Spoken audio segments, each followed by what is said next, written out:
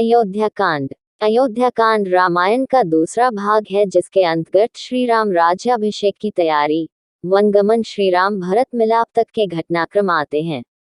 राम के अभिषेक की तैयारी और कैकेयी के 2 वरदान।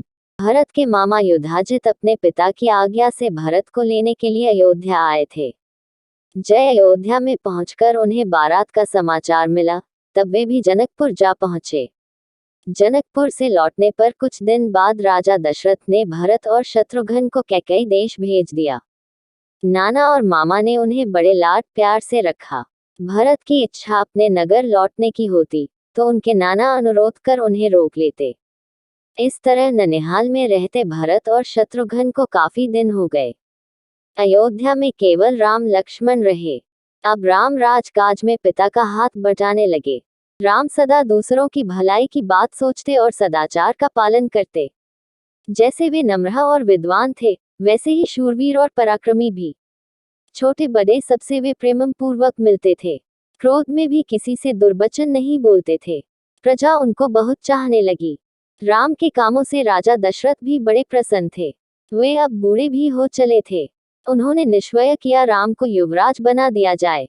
राजा ने मंत्रियों से सलाह की और कैकेयी और मिथिला नरेश को छोड़कर सब मित्र राजाओं को अयोध्या आने का निमंत्रण भेजा, जिससे उनकी सम्मति भी मिल जाए। निश्चित समय पर सभा भवन में आमंत्रित राजागण आ गए। अयोध्यावासी भी उपस्थित हुए। राजा दशरथ ने सबके सामने राम को युवराज बनाने का प्रस्ताव रखा। सबने एक स्वर से राम की प्रशंसा की और उनके गुणों का वर्णन करते हुए प्रस्ताव का समर्थन किया। राजा ने सबको धन्यवाद करते हुए कहा कि मैं कल ही राम का अभिषेक करना चाहता हूँ। आप लोग उत्सव में सम्मिलित हों। इस घोषणा के बाद उन्होंने सुमंत को भेजकर राम को सभा में बुलवाया। राम के आसन ग्रहण करने पर राजा दशरथ बोले, जनता ने तुम्हें अपना राजा चुना है। सावधानी से तम राजधर्म का पालन करना और इस कुल की मर्यादा की रक्षा करना। सभा चिजित करके राजा दशरथ अपने भवन में चले गए। राम से एकांत में बात करने के लिए उन्होंने राम को फिर से बुलवा लिया। राजा दशरथ राम से बोले, बेटा, अब मैं बूढ़ा हो गया हूँ और राजकाज चलाने में अपने को असमर्थ पाता हूँ, न जाने मेरी आंखें कब बंद हो जाएं। भरत भी इस समय ननिहाल में है। मैं चाहता हूँ जनता ने तुम्हें राजा चुना है तो यह नेक काम मेरी आंखों के सामने संपूर्ण हो। ऐसे शुभ कार्यों में तरह तरह के विघ्न बाधाएं पड़ने का डर रहता है, इसलिए अत्यंत सावधान रहने की आवश्यकता होती है। तुम भी आज की रात सावधान रहना और संयम से भी रहना। राम उठकर माता कौशल्या के पास गए। माता को प्रणाम करके उन्होंने राजतिलक की सब बातें सुनाई। माता ने पुत्र को हृदय से लगा लिया और हर्ष से फूली न समाई। फिर वे मंगलगान और दान पुण्य में लग गईं। ये शुभ समाचार नगर भर में फैल गया। नगर सजने लगा और चारों ओर आनंद मनाया जाने लगा। इधर एक ओर तो अभिषेक की तैयारियां हो रही थी, उधर दूसरी ओर दूसरा ही कुचक्र चल रहा था। इस कुचक्र को चलाने वाली थी कैकेयी की मुहलगी दासी मंथरा। वह जैसी कुरूप और कुबड़ी थी, वैसी ही कुटिल भी थी। मंथरा को जैसे ही राम के अभिषेक का समाचार मिला, वह तत्काल कैकेयी के महल में पहुंची और बोली, अरे मेरी रानी, तू कैसी बेसमझ है। मौत तेरे सिर नाच रही है और तू सुख की नींद सो रही है। कैकेयी ने चौंक कर पूछा, मंथरा, क्या बात है? साफ क्यों नहीं बताती? राम तो कुशल से है। क्या भरत का कोई समाचार आया है?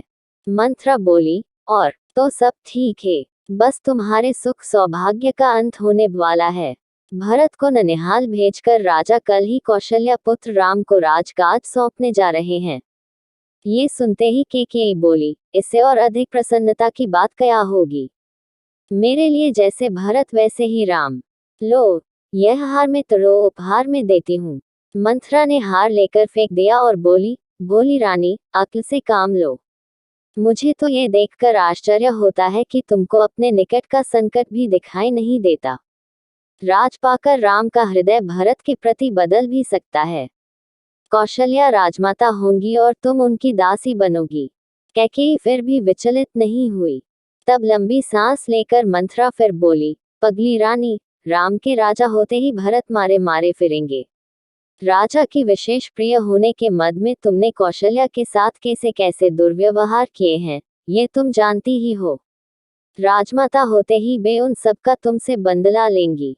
इस संकट से बचने का एक ही उपाय है कि किसी तरह राम को वन भेज दिया जाए और भरत का राजतिलक हो। अब कैकेयी की बुद्धि पलटी। अपना कार्य सिद्ध होते देख मंथरा बोली, रानी याद करो, एक बार शंबासुर के विरुद्ध इंद्र की सहायता करने के लिए महाराज गए थे।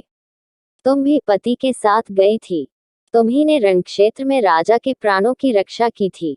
राजा ने प्रसन्न होकर तुम्हें 2 वरदान मांगने को कहा था।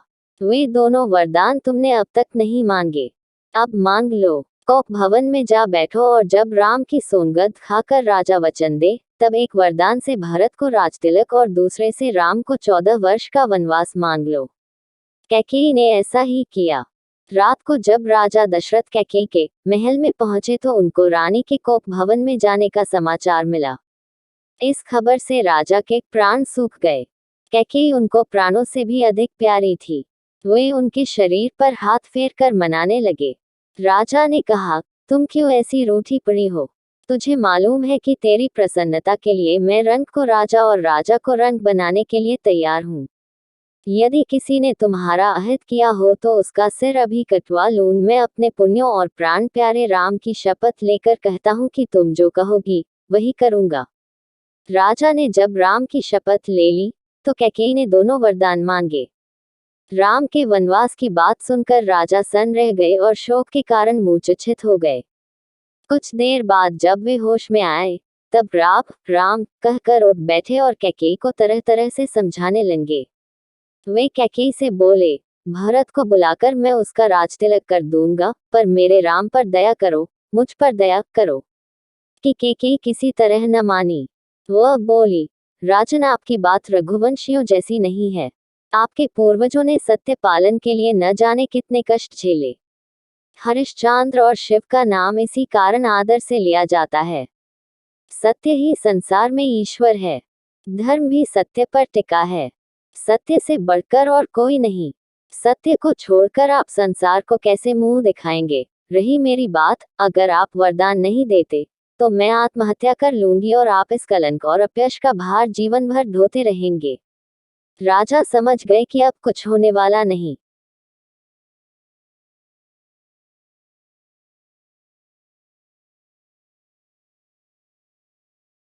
राजा रात भर बेसुध से पड़े रहे। सवेरा होने पर सुमंत कैकेयी के महल में समाचार लेने आए। राजा की दशा देखकर वे समझ गए कि कैकेयी ने कोई कुचल की है। सुमंत ने कैकेयी से राजा के दुख का कारण पूछा। कैकेयी बोली, मैं कुछ नहीं जानती। राम को ही वे अपने मन की बात बताएंगे। राजा का संकेत पाकर सुमंत राम को बुलाने गए। थोड़ी देर में लक्ष्मण के साथ राम आ गए। राम को देखते ही दशरथ बेसुध हो गए और कुछ बोल न सके। तब कैकेयी ने राम को सब बातें बताईं, अपने वरदान की भी बताईं। पिता का रुख देखकर राम ने दृढ़ता से कहा, पिताजी की प्रतिज्ञा की रक्षा के लिए मैं अभी वन जाता हूँ। भरत को बुलवाकर उनका राजतिलक कर दीजिए। मैं भाई भरत के लिए सब कुछ छोड़ता हूँ। अब राम अपनी माता कौशल्या के पास गए और उनको कैकेयी के भवन की सब बातें बताईं। ये समाचार सुनकर माता कौशल्या बेसुध सी हो गई और अपने भाग्य को कोसने लगी। मैं तो निरंतर अपने को घर की दासी मानकर सबकी सेवा करती रही। भरत को भी अपना बेटा ही माना। कैकेयी का भी बुरा नहीं चाहा, फिर मेरे साथ यह अन्याय क्यों? माता कौशल्या का दुख देखकर लक्ष्मण के क्रोध की आग भड़क उठी। श्री राम ने लक्ष्मण को समझा बुझाकर शांत किया और कहा, मेरे बन जाने की तैयारी करो।